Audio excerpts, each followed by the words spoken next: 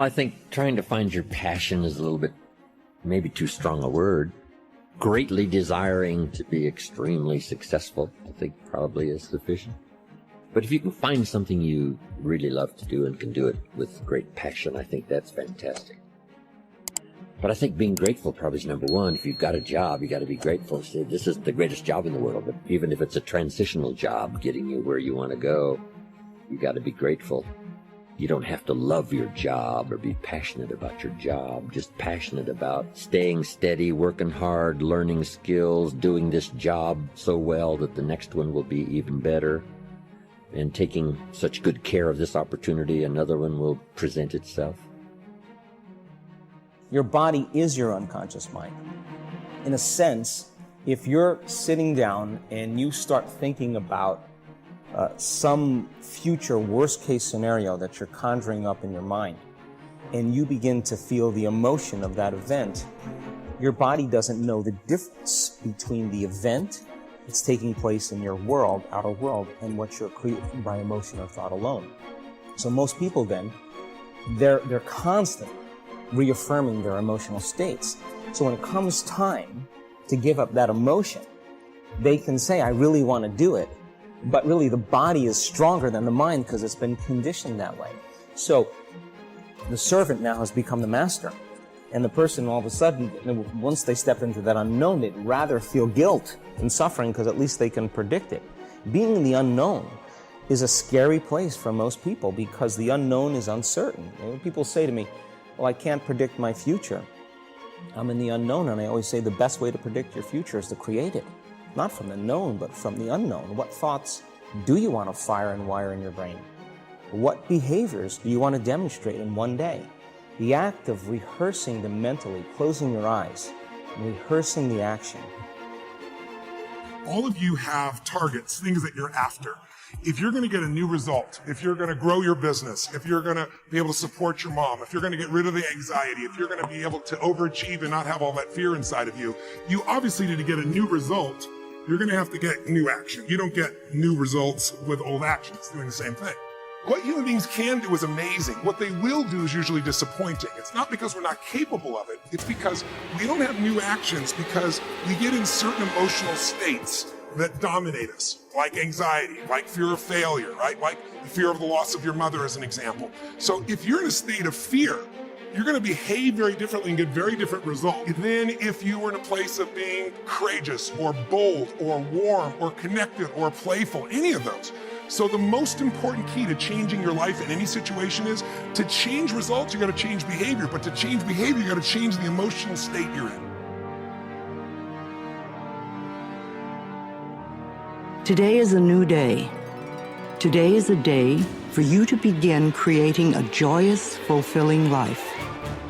Today is the day to begin to release all your limitations. Today is the day for you to learn the secrets of life. You can change your life for the better. You already have the tools within you to do this.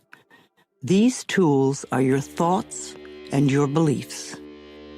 I will teach you how to use these tools to improve the quality of your life.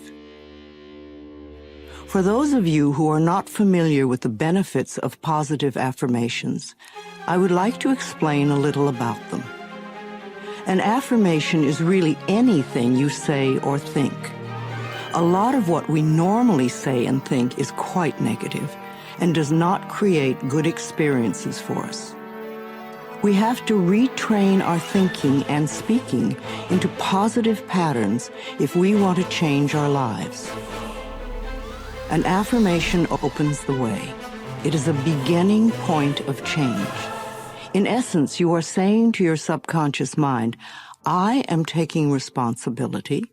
I am aware that there is something I can do to change.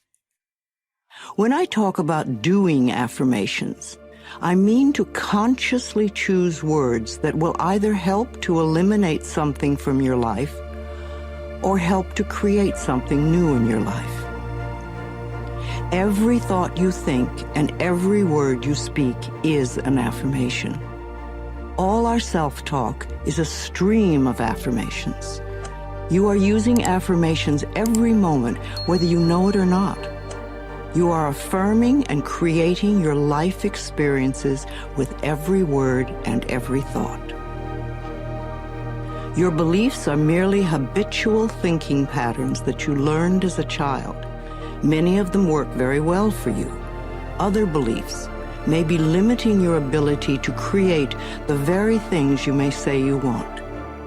What you want and what you believe you deserve may be very different. You need to pay attention to your thoughts so you can begin to eliminate the ones that are creating experiences that you do not want in your life. In my latest book, The Greatest Secret, the most important practice in that book, without a doubt, is welcoming negative emotions, because when you welcome any negative emotion, you are dissolving it from within your body, from within the subconscious mind. The next time, say for example, if it was anger, the next time you feel anger, it's not nearly as bad. You welcome again, the time after that, it's reducing until it's not possible for you to feel anger anymore. And with that anger gone from your body, the health of your body is working brilliantly. But two, you will just manifest like you can't believe, like just a single little flimsy thought and it will manifest. So getting rid of negative emotions. Also, negative emotions are covering over your basic nature, which is happiness. And all of this I explain in The Greatest Secret. I explain it all in here. And so, yeah, it's your basic nature. So negative emotions are covering up your happiness.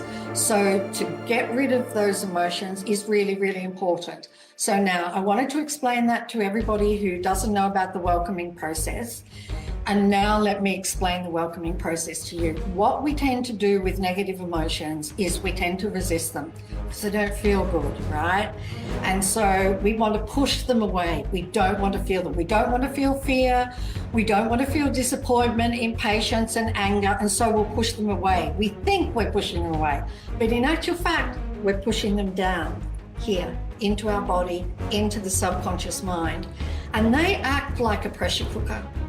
They're causing harm to the body, but they also act like a pressure cooker in that they need to release some energy so that because they're just about to burst. And so they'll find something in the world, an emotion will find something in the world to get angry about, to release the pressure in your body. And so welcoming is the opposite to resisting. You're pushing them away. Now you're not going to do that. Now you're going to welcome the negative emotion. So when a negative emotion arises, basically what you're going to do is kind of do nothing. You know, really, welcoming is just stopping us from resisting. What I do is I imagine that emotion is a really, really good friend of mine. And I'm just allowing it to be here. I'm allowing it to be here in the body. And I just imagine that it's a friend and I put my arms around it. And as you welcome it or allow it to be here, something absolutely incredible happens. It just dissolves. It just dissolves. And in that moment, you have managed to get rid of a whole lot of that negative emotion in your body. And so that's why this is the most incredible process, because A, you will get happier and happier. B, every desire you've ever wanted will be fulfilled. And C, you will have the most incredible life, a life free of fear and knowing who you are and understanding the incredible power you have in the world. So just imagine that you have a friend and you're putting your arms around a friend. That is how I do it. But also too, something you can do is, I'll just make sure you can see my arms. What you can do is just open your arms up like this, because opening your arms like this sort of opens the whole chest area, and that automatically makes you stop resisting, right? And you open like this and you will feel that negative emotion dissolve.